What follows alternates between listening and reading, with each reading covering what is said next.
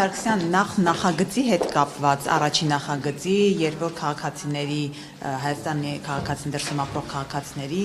ընտրության իրավունքի սահմանափակման հարց է դրվում, եթե 6 ամիս, ճիշտ եմ հիշում, այստեղ չի ապրել։ Դուք այս ամենը նախագիծը հիմք ընդունելով կամ առաջարկելով, ո՞րն եք դրել հիմքը, պատճառը, որովհետև պետք է որ տվյալներ լինի այս ընտրությունների ժամանակ, օրինակ քանի քաղաքացի է եկել դրսից, որը անհանգստացրել է կառավարության, իշխանության, իշխող ուժին, հիմք կա տակը դրած, քանի քաղաքացի է եկել, որը սպառնալիք է եղել այսպես ճակերտալ։ Նախ Հայաստանի Հանրապետության քաղաքացիները Հայաստանի Հանրապետության համար սպառնալիք չեն։ Երկրորդը նախաձեռնությունը պատգամավորական նախաձեռնություն է եւ կառավարությունը առաջարկություն է ներկայացրել նախագծի մասով։ Տրամաբանությունը հետեւյալն է նախագծի, որ ընտրական process-ին ընտրելու իրավունք դրա շրջանակներում ընտրելու իրավունք վերապահվի մեր այն քաղաքացիներին, որոնք ցույց են տալիս իրենց մշտական եւ կայուն կապը պետության հետ, իսկ դա հնարավոր է օրինակ եւ հատկապես Հայաստանի Հանրապետությունում բնակվելով եւ այստեղ մշտական բնակություն ունենալով ըստ էության։ Ընդ որում այս առումով բազմաթիվ են տարբեր փորձերը նաեւ միջազգային պրակտիկայում, որոնք որ ռեզիդենտության կանոնը որպես այդպիսին նախատեսում են տարբեր process-ների շրջանակներում։ Դուք գիտեք, որ օրինակ առողջության ապահովագրության process-ի շրջանակներում եւս ռեզիդենտության կանոնը կա եւ նմանատիպ մոտեցումները նաեւ մեզ թույլ են տալիս մտածելու, որ տվյալ անձը այստեղ բնակվելով ունի կայուն եւ մշտական կապ Հայաստանի Հանրապետության հետ եւ հետեւապես ավելի լայն ծավալով պիտի օգտվի բոլոր իրավունքներից, որոնք որ կա։ Հիմա պետք է ինչ-որ բանից անհանգստանայի, որ նախագիծ լինել նման։ Նախագիծը կարող է միտված լինել ժողովրդային իշխանության մասով ավելի ճշգրիտ լուծումներ նախատեսելուն եւ պարտադիր չէ, որ ինչ որ մի բանից ինչ որ մեկը անհանգստանա, որպեսզի այս process-ը լինի։ Այս նախագիծը հանրային պահանջի արդյունք է, որովհետեւ մի քանի ամիս շարունակ մեր քաղաքացիները անընդհատ բարձրաձայնել են նաեւ այս հարցը, որ պիտի անդրադարձ կատարվի ընտրական իրավունքին եւ հասկանանք թե որ քաղաքացիներն են, որոնք որ պիտի մասնակցեն ընտրությանը եւ ես իմ խոսքում էլ նշեցի, որ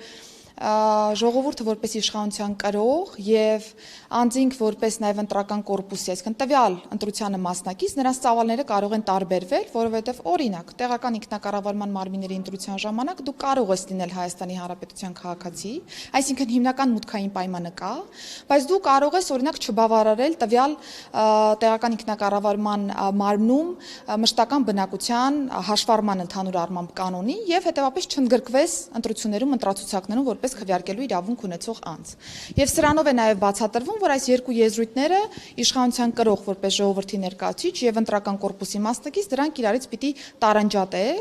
եւ այս նախագծով ըստ էության առաջարկվում է մշտական բնակության ցենզ նախատեսել նաև համապետական ընտրությունների ժամանակ։ Կառավարության առաջարկն այն է, որ այն լինի пассив ընտրական իրավունքի կեսի չափով, այսինքն 2 տարին վերցնենք որպես չափանիշ եւ դրա շրջանակներում եթե անձը 1 տարի մշտական բնակություն ունի Հայաստանի Հանրապետությունում, ապա կարողանա մասը կազմել սկզբում նախնական, ապա վերջնական ցուցակների եւ գնալ քվեարկության։ Կարծում եմ սա եւս մեկ կարեւոր քայլ է իրական ժողովրդային իշխանության երաշխավորման, ընդ որում ես ուզում եմ նաեւ ցրել բոլոր այն մտահոգությունները, որոնք կարող են կապված լինել նաեւ Սփյուռքի հետ, որովհետեւ նմանատիպ հարցեր քննարկվեցին։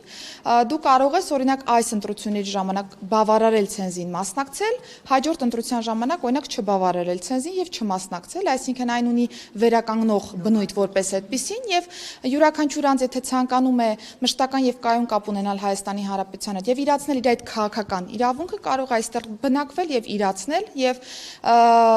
չընտրելը կոնկրետ process-ի շրջանակներում դեռևս չի նշանակում, որ Հայաստանի Հանրապետությունը հրաժարվում է իր այդ քաղաքացուց։ Ընդհանրապես կառուցակարգեր են, որոնք միտված են ընտրական process-ը իրական ժողովրդային իշխանության տրամաբանության մեջ ամրապնդելու։ Տիկին նախարար, այսինքն այս նախագիծ ընտրություններից հետո հապճեպ բերվեց, որպեսզի հանրակրվեին արդեն իսկ ընդունված լինի եւ այդ փոփոխությունները գործեն։ Հապճեպ չի բերվել, քարոզարշավի ընթացքում բազմաթիվ են եղել դիտարկումները, որ այսպիսի օրենսդրական պահանջը ըստ էության կա, հանրային ակնկալիք կա եւ վարչապետը եւս անդրադարձել է այս թեմային եւ քանի որ քարոզարշավն ավարտվել է, ընտրություններն ավարտվել են, պատգամավորները հանդես են եկել օրենսդրական նախաձեռնությամբ, որպեսզի իրացնեն այն հանրային ակնկալիքը, որը որ գեներացվել է։ Նկատի ունեմ արտահերթով է էլի բերվում, ոչ թե չեն սպասել նոր ձևավորվող ազգային ժողովով նոր այս հարցը բերեն օրակարգ։ Կարծում եմ այդ հարցը падգամավորներին պիտի ուղենք, որովհետև իրենք են նախաձեռնության հեղինակները։ Ես որևէ խնդիր չեմ տեսնում, որ արտահերթով քննարկվում է նախագիծը։ Գործընկերները հասցրել են նաև հանրային քննարկում կազմակերպել նախագծի շուրջ, կան հիմնական մտքեր փոխանակված, տեսակ ֆոնիստի շրջանակներում նաև անդրադարձ եղավ հակասահմանադրականության թեզին վերաբերող հարցերին եւ այսպես շարունակ, այսինքն դեռևս քվեարկությանը չենք հասել, կա կարծիքների փոխանակման հնարավորություն, վստահ եմ, որ արտահերթ նիստի շրջանակներում եւս կլինեն դիտարկումներ եւ եթե падգամավորները նպատակահարմար համարեն այս կամ այն առաջարկի ընդունումը, ապա վերջնական քվեարկությանը կդնեն այդ տարի։ Նախարար մի ողբերգական դեպքի եմ ուզում անդրադառնալ, ինչ տվյալներ ունի այս պահին ԿԳՆ-ն, այն Սուրենավանում, որտեղ ունեցավ 4 հոգի մոխրացել էին մեքենայում, վարկածներ կան, ինչի հետևանք է եղել, ինչ կարող եք ասել։